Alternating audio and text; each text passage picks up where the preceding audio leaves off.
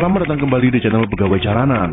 Semoga informasi yang kami sajikan ini bisa bermanfaat untuk kita semua.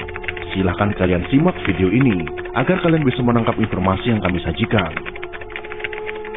Selamat menonton.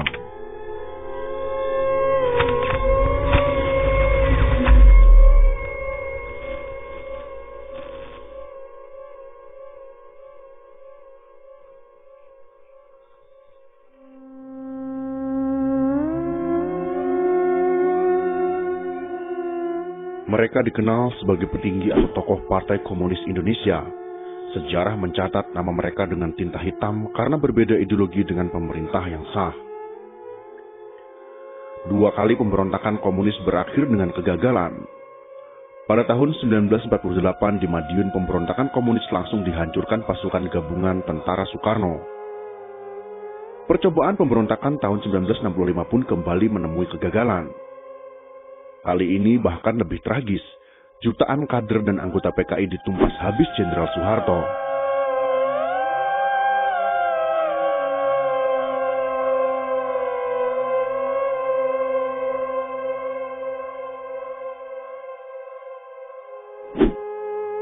Maka nasib para petinggi Partai Merah ini pun hampir selalu bernasib tragis.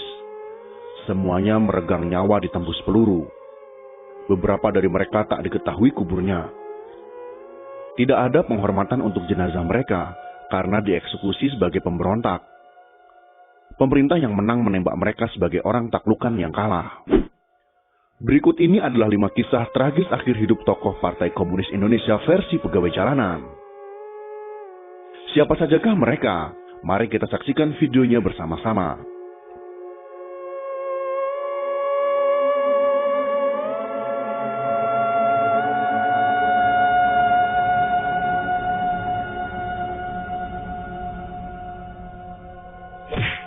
Musso.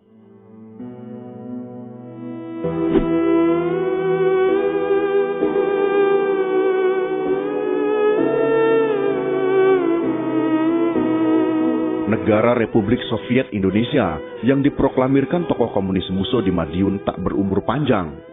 Pada saat inilah banyak ulama, santri dan orang yang tidak sepaham dengan PKI banyak dihabisi.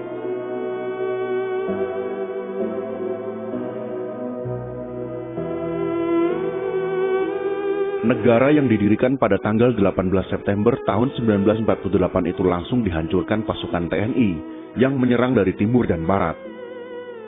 Dalam waktu 2 minggu, kekuatan bersenjata tentara Musso dihancurkan pasukan TNI. Musso, Amir Syarifuddin, dan pimpinan PKI Madiun melarikan diri. Di tengah jalan, Amir dan Musso berbeda pendapat. Musso melanjutkan perjalanan hanya ditemani beberapa pengawal.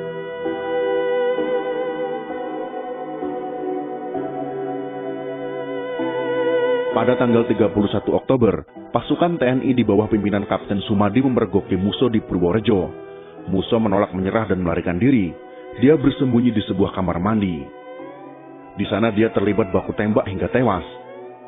Beberapa sumber menyebutkan, jenazah Musso kemudian dibawa ke alun-alun dan dibakar.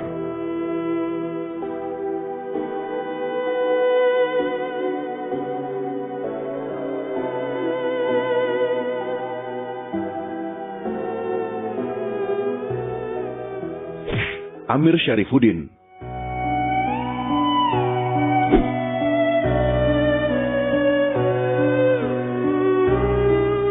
Amir Syarifuddin pernah menempati sejumlah posisi penting saat Indonesia baru merdeka. Dia pernah menjadi Menteri Penerangan, Menteri Pertahanan, bahkan Perdana Menteri Republik Indonesia. Tapi hasil perjanjian Renville memutar nasib Amir 180 derajat.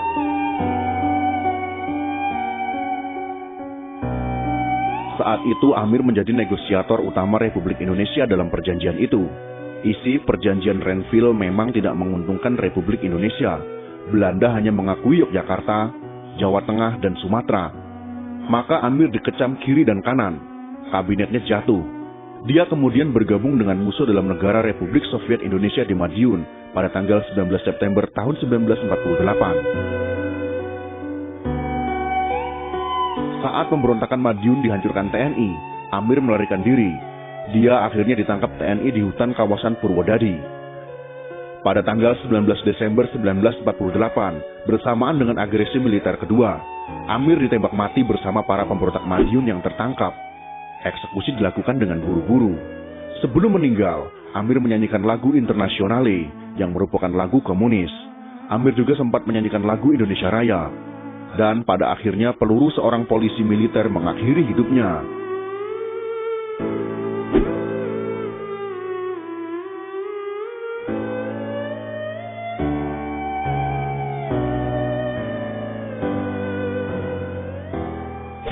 Dipa Nusantara Aidit.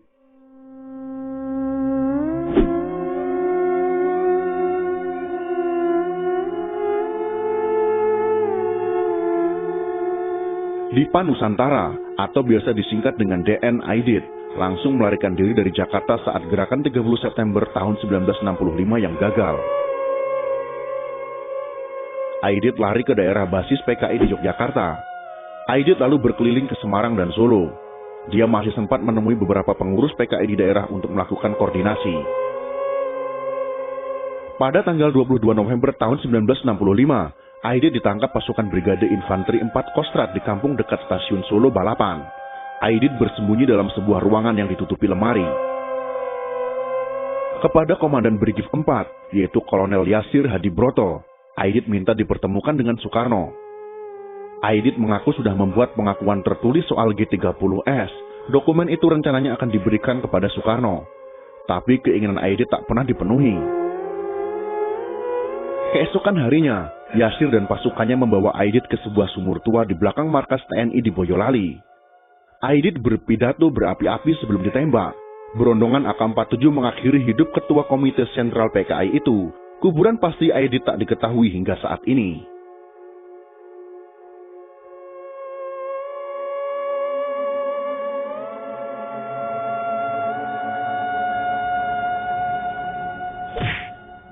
M.H. Lukman.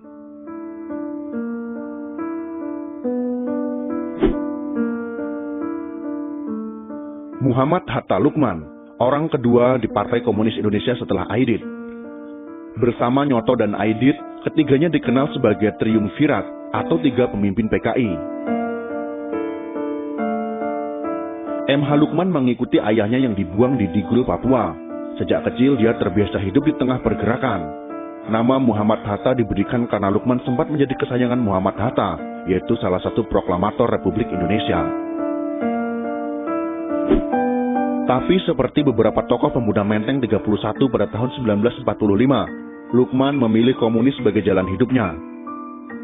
Setelah pemberontakan Madiun 1948, triumvirat ini langsung melejit, mengambil alih kepemimpinan PKI dari para komunis tua. Di pemerintahan Lukman sempat menjabat wakil ketua DPR GR. Tidak banyak data mengenai kematian Lukman. Saat itu beberapa hari setelah gerakan 30 September gagal, Lukman diculik dan ditembak mati tentara. Mayat maupun kuburannya tak diketahui. Tokoh Politbiro Komite Sentral PKI yaitu Sudisman di pengadilan menyebut tragedi pembunuhan Aidit, Lukman dan Nyoto sebagai jalan mati karena ketiganya tak diadili dan langsung ditembak mati.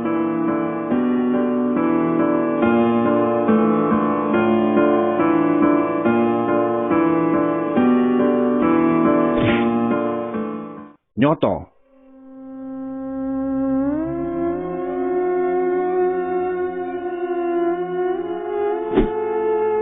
Nyoto merupakan wakil ketua 2 Komite Sentral PKI, orang ketiga saat PKI menggapai masa kejayaannya, yaitu pada periode 1955 hingga 1965. Nyoto juga kesayangan Soekarno.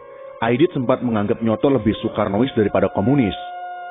Nyoto menjadi Menteri Kabinet Dwikora, mewakili PKI. Dia adalah salah satu orang yang dipercaya Soekarno untuk menulis pidato kenegaraan yang akan dibacakan Soekarno. Nyoto adalah seorang seniman, pemusik, dan politikus yang cerdas.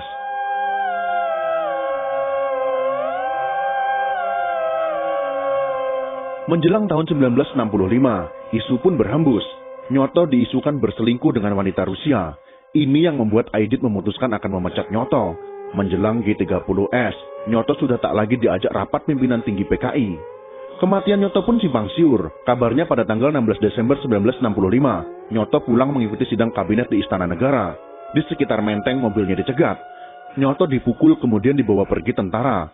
Diduga dia langsung ditembak mati, sama dengan kedua sahabatnya, yaitu Aidit dan Lukman. Kubur Nyoto pun tak diketahui di mana rimbanya.